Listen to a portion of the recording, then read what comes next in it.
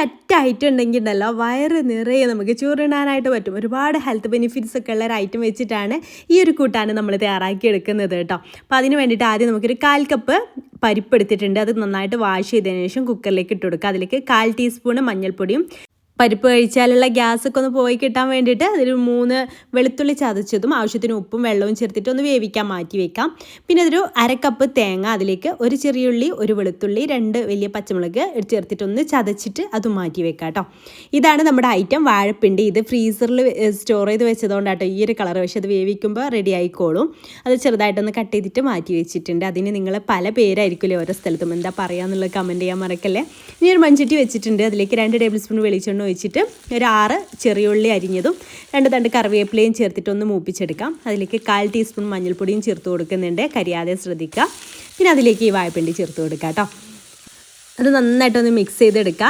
എന്നിട്ട് അതിലേക്ക് ആവശ്യത്തിനുള്ള ഉപ്പ് കൂടെ ചേർത്തിട്ട് വീണ്ടും മിക്സ് ചെയ്തിട്ട് അടച്ച് വെച്ചിട്ട് നമുക്ക് വേവിച്ചെടുക്കാം. ഇത് നന്നായിട്ടൊന്ന് വെന്ത് വരട്ടെ കേട്ടോ.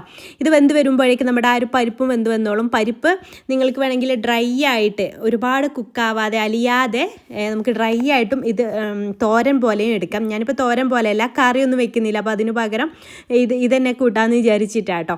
അപ്പോൾ അതങ്ങനെ വെന്തതിന് ശേഷം ഇതിലേക്ക് ഒഴിച്ച് കൊടുത്തിട്ടുണ്ട്. എന്നിട്ട് നന്നായിട്ടൊന്ന് മിക്സ് ചെയ്തെടുക്കുക. നിങ്ങൾ തോരൻ പോലെ ചെയ്തെടുക്കുന്നതെന്നുണ്ടെങ്കിൽ ഒറ്റ വിസിൽ വന്നാൽ മതി കേട്ടോ പരിപ്പ്. അപ്പോഴേക്ക് തന്നെ അത് വെന്ത് കിട്ടിയോളൂ. ഇതൊരു 3-4 വിസിലൊക്കെ വന്നതിൻ്റെ ശേഷം കേട്ടോ ഇതുപോലെ അങ്ങ് വെന്ത് കിട്ടിയിട്ടുള്ളത്.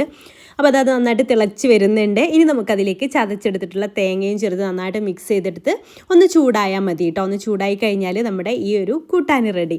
അടിപൊളി ടേസ്റ്റാണ്. ഇതുപോലെ നിങ്ങൾ തയ്യാറാക്കി നോക്കിയിട്ടില്ലെങ്കിൽ മസ്റ്റായിട്ട് ഒന്ന് ട്രൈ ചെയ്ത് നോക്കൊണ്ടു. അതുപോലെ തന്നെ ഈ വാഴപ്പിണ്ടിക്കൊക്കെ ഒരുപാട് ഹെൽത്ത് ബെനിഫിറ്റ്സ് ഉള്ള, അപ്പോൾ അത് പറ്റാത്തവരൊക്കെ ഉണ്ടെന്നുണ്ടെങ്കിൽ ഈ രീതിയിലൊന്ന് ട്രൈ ചെയ്യാൻ മറക്കരുത് കേട്ടോ. വാഴപ്പിണ്ടിക്ക് ഇഷ്ടമില്ലാത്തവരുണ്ടെന്നുണ്ടെങ്കിൽ എന്തായാലും ഈ രീതിയിൽ ചെയ്താൽ ഇഷ്ടമാവും തന്നെയാണ് എനിക്ക് തോന്നുന്നത്. അപ്പോൾ ഈ വീഡിയോ നിങ്ങൾക്ക് ഇഷ്ടമായാൽ ലൈക്ക് ചെയ്യാനും മറ്റുള്ളവരിലേക്ക് ഷെയർ ചെയ്ത് കൊടുക്കാനും മറക്കല്ലേ. ഇൻഷാ അല്ലാഹ് പുതിയ റെസിപ്പിയായിട്ട് നമുക്ക് അടുത്തൊരു ദിവസം കാണാം. അതുവരേക്കും ബൈ. താങ്ക്